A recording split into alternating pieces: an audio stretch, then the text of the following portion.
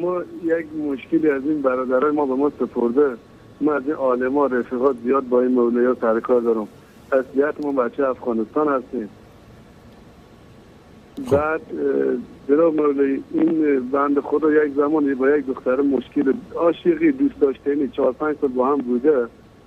بعد حالا اون دخترم ازدواج کرد، این بنده خودم ازدواج کرده. اون واقعا الان دستبردار از زندگی از اینی، همیشه تیز زنگ میزنه. نه که مشکلی باشه یا چیز خاصی داشته باشه یا مشکلی بعد مشکل داشته باشه یا اون دختر بگه بیا تو سراغ ما یا من میام به سراغ تو، نه. همون تلفن هست، زنگ میزنه، صحبت میکنه، اون طرف نه، ولی اون دختر ولکن نه، همیشه زنگ میزنه. این یک توضیح بفرمایید ممنون میشم. توضیح میدم.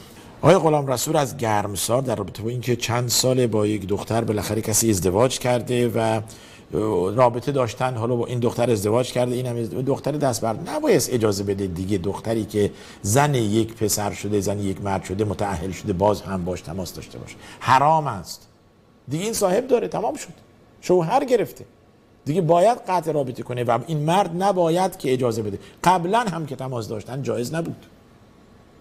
آخه عاشق بودی برو ازدواج کن. پس شما که ازدواج نکردید در ادعاتون صدق و درستی و راستی نیست. کسی که عاشق دختری است هرگز نمیذاره دیگه دختر بره با کسی دیگه ازدواج کنه، میره باش ازدواج میکنه. ممکنه شما بگید مانعی بوده، نگذاشتن، والدینش راضی نبودن، دیگه شما دست بردارید، تمام شد. شما دیگه دست بردارید و معصیت است، گناه است، خیانت میکنید به این شوهر این زن که نمیداند. زن داره خیانت میکنه به شوهرش، شما هم دارید راضی هستید با این، حتی ولو که این تلفنی باشد و صحبت‌های شما در حد تلفن و واتساپ و این چت باشد، باز هم جایز نیست، چون که قبلا عاشق هم دیگر بودید.